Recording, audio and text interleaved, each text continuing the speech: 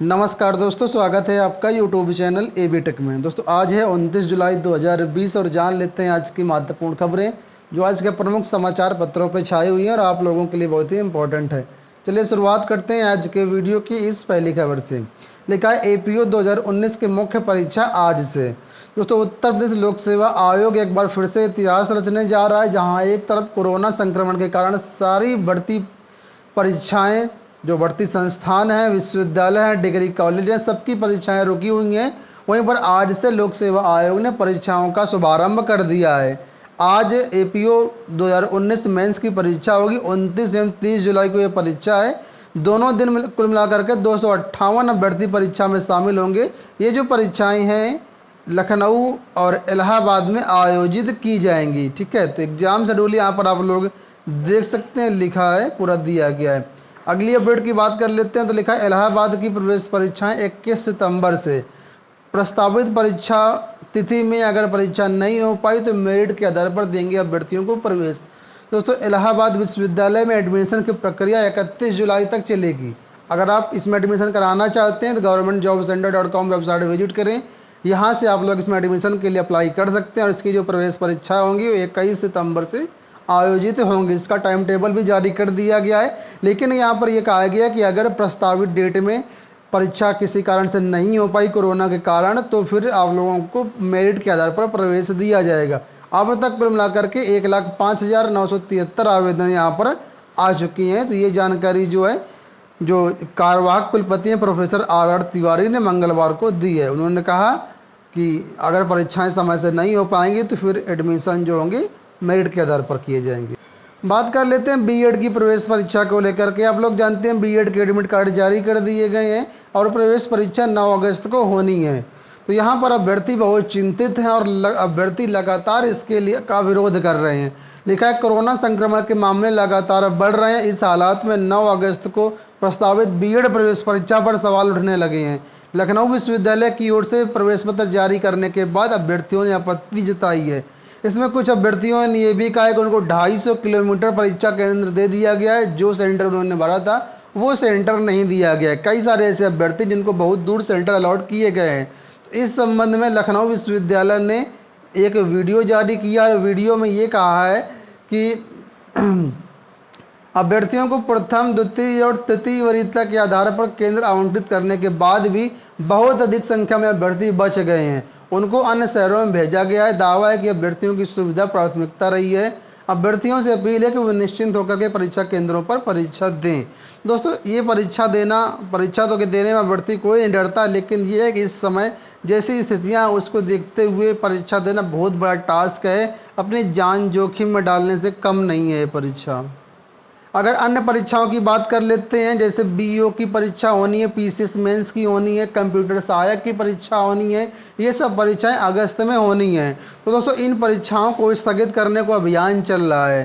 ठीक है, PM, CM, राज्यपाल को बड़ी संख्या में ट्वीट किए जा रहे हैं और लोक सेवा आयोग को भी ईमेल आईडी के जरिए सूचनाएं भेजी जा रही हैं कि इस समय कोरोना का संकट बहुत ज़्यादा बढ़ रहा है, परीक्षाएं स्थगित की जाएं या टाली जाएं। अब अभ्यर्थी इसको लेकर के अभियान चला रहे हैं। जैसा कुछ अपडेट निकल के आएगा आपको आने वाले वीडियोस में सूचित किया जाएगा। आपसे एक चीज़ और कहेंगे कि अगर आप लोग भी इस परीक्षा को स्थगित कराने में हिस्सा बनना चाहते हैं, आप लोग भी ट्विटर कर सकते हैं इन सभी को। ठीक है, तो जितने ज़्यादा टूट जाएंगे मुझे लगता है उतना ज़्यादा प्रेशर पड़ेगा सभी अधिकारियों पर और मंत्रियों पर और लोक सेवा आयोग पर। हो सकता है कि परीक्षा कोरोना के कारण रोक दी जाए, क्योंकि कोरोना में परीक्षा करा पाना बहुत ही मुश्किल काम है। बहुत ही खतरा इस समय बढ़ता जा रहा है। पॉलिटेक्निक प्रवेश परीक्षा को लेकर के भी अपडेट आ चुकी है। लिखा है अपने जिलों में पॉलिटेक्निक प्रवेश परीक्षा दे सकेंगे छात्र। कोरोना संक्रमण को देखते हुए छात्र अब अपने ही जिलों में पॉलिटेक्निक प्रवेश परीक्षा दे सकेंगे। पहले जो परीक्षा के निर्धारित किए गए थे उनको निरस्त कर दिया गया है। पॉलिटेक्निक संस्थानों में दाखिले के लिए 12 और 15 सितंबर को होने वाली प्रवेश परीक्षा के लिए 3,90,894 छात्रों ने पंजीकरण कराया हुआ है। तो पॉलिटेक्निक की परीक्षा के लिए आपको कहीं ज़्यादा दूर जाना नहीं पड़ेगा। हालांकि खतरा तो है ही है, क्योंकि एक हाल में एक सेंटर में इतने परीक्षार्थी जाएंगे, सोशल डिस्टेंसिंग का पालन हो नहीं पाएगा, तो खतरा तो है, लेकिन इसमें अब आपको अपने ही जिलों में परीक्षा देनी होगी।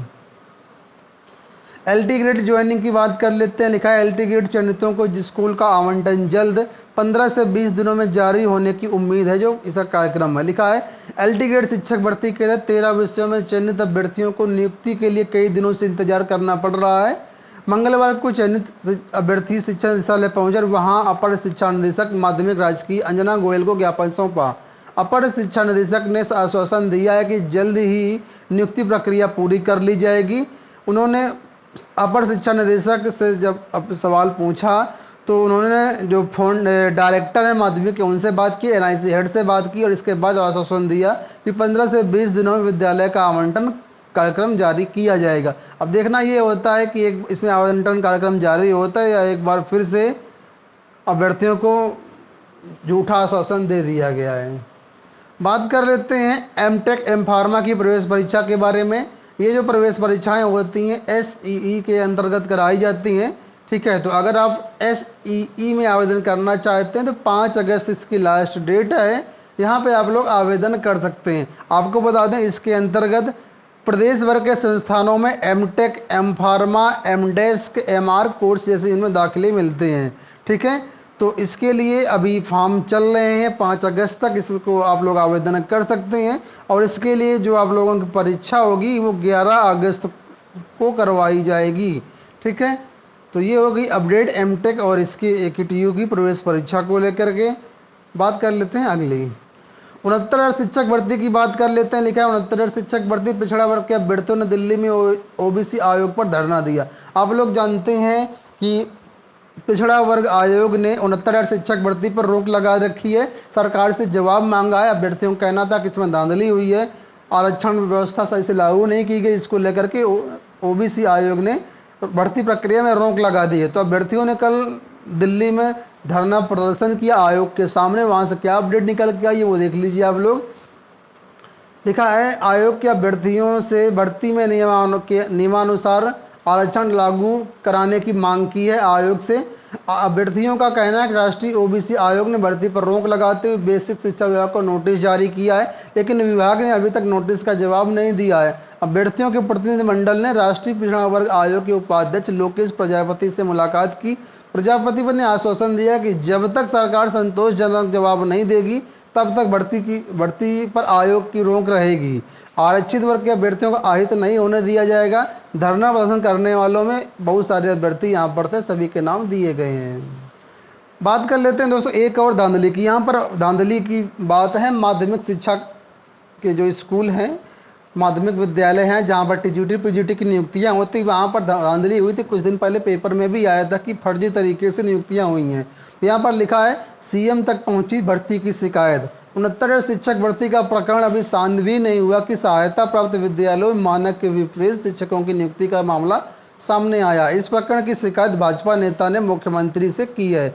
आप लोग जानते हैं टीजीटी पीजीटी कॉलेजों टीजीटी पीजीटी की जो नियुक्तियाँ होती हैं मैनेजमेंट और डीआईओएस अपने स्तर से कर लेते थे, चयन बोर्ड को कोई सूचना नहीं देते थे। ऐसी न्यूज 2-3 दिन पहले समाचार पत्रों में आई थी।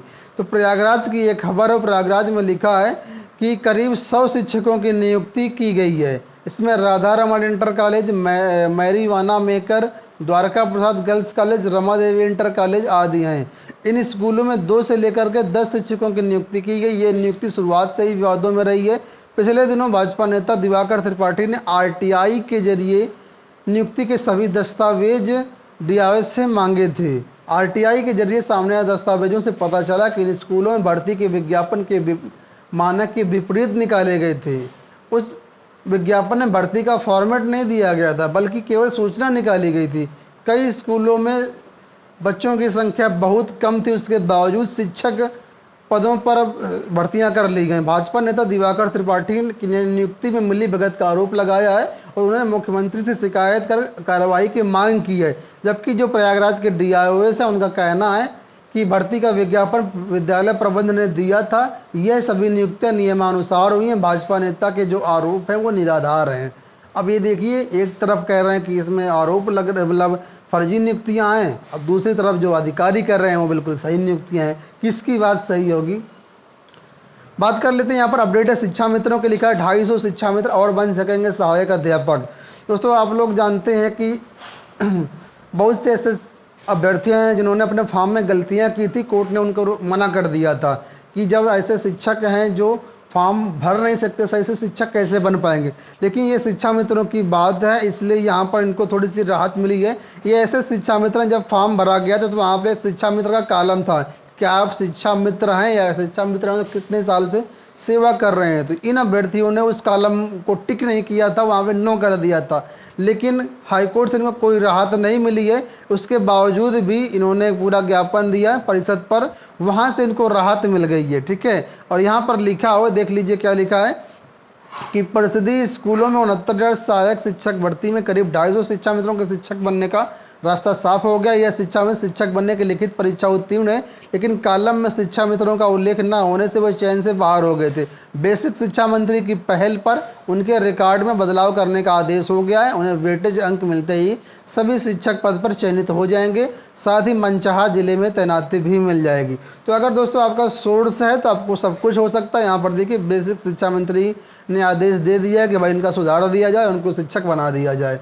तो ये हो गई दोस्तों आज की पूरी अपडेट। आशा करते हैं वीडियो पसंद आया होगा। वीडियो को लाइक और शेयर कर दीजिएगा। पूरा वीडियो देखने के लिए बहुत बहुत धन्यवाद।